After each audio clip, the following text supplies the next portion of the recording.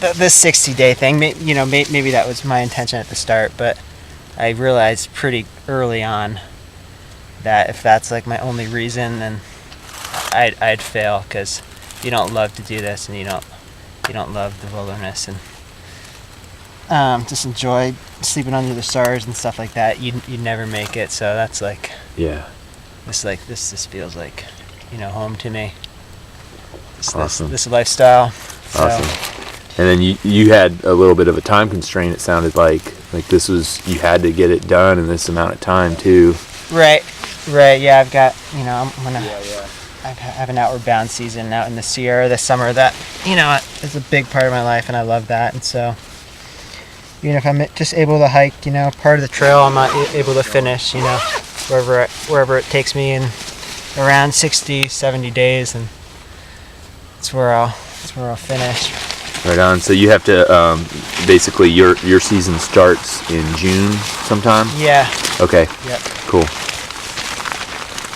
Right on. That makes sense. And then you were out in Africa, it sounded like. What were you doing out there?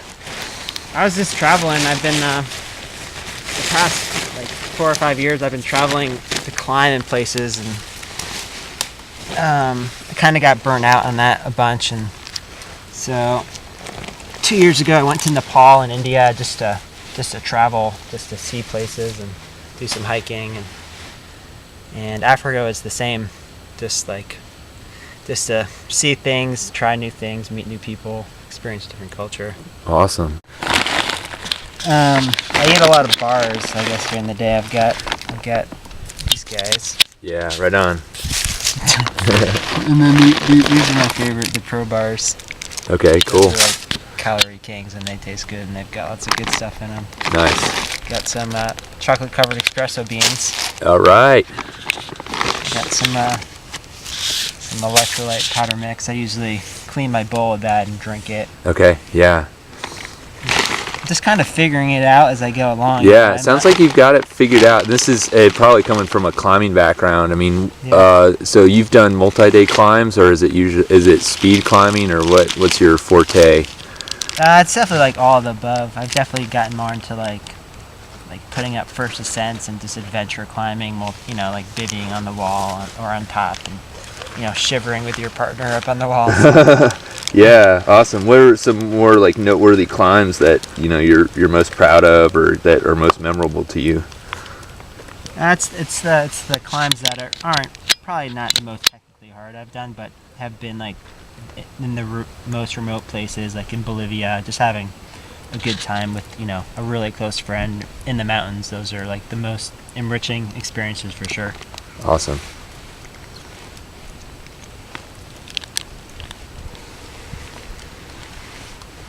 Who needs a knife? Yeah. All right, what do we got here?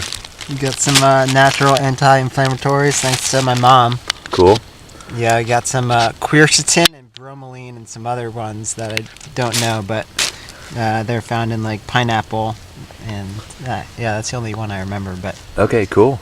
Yeah, good for my Achilles and. Yeah. So how long have you been taking these? Have you been taking them from the get-go, or? Yeah, from the get-go. Okay, cool. You taking any EPO or anything like that? No, I'm just kidding. What has been your highlight from the trip so far, would you say? Definitely that, I don't know what type of trees those are up there, but either the mountain hemlock or spruce forest up near Clingman's Dome, the backside of Clingman's Dome. When you enter into that evergreen forest up there. Yeah. It's good to mix it up, Yeah, definitely. In the first couple of days, I was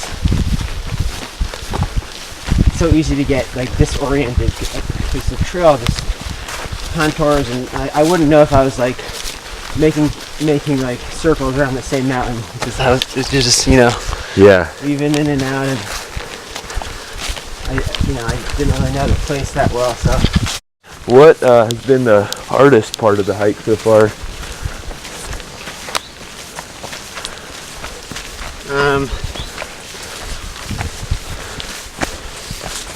Probably leaving my friend Josh. That was really difficult for me. It's because I knew he was hurting, and I was hurting then too, and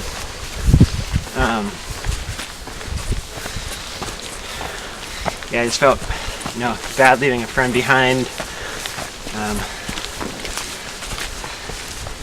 That's a tough moral dilemma. Yeah, for sure. Yeah. But he was rocking a swollen ankle. It looked pretty bad, it sounded like. Yeah, he was hurting for sure. It's, there's like power in like suffering with another person. Yeah. So like we'd for sure push each other that way. So it's got to feel like you're hiking home a little bit. Yeah. Yeah. Is there a particular stretch of trail that you're really looking forward to checking out, or just all of it?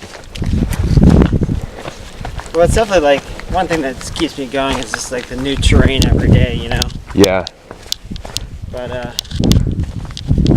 I've hiked in the Berkshires a lot, just doing day hikes with my family, and I really love that section up there. So that kind of feels like home up in Massachusetts. So looking forward to making it up there. Get a little burst of energy. Excellent. So I guess you're closing in on 300 miles, and it's day 9, right? Day 9, 300 miles. Yeah, probably be wrapping up around, who knows, like 3:30 for day 9, something like that. Yeah. So, how's it feel so far? Feels great so far. I feel like I hit my, I think I got my trail legs, and I'm feeling a lot better than I thought I would. Awesome. Yeah. Awesome.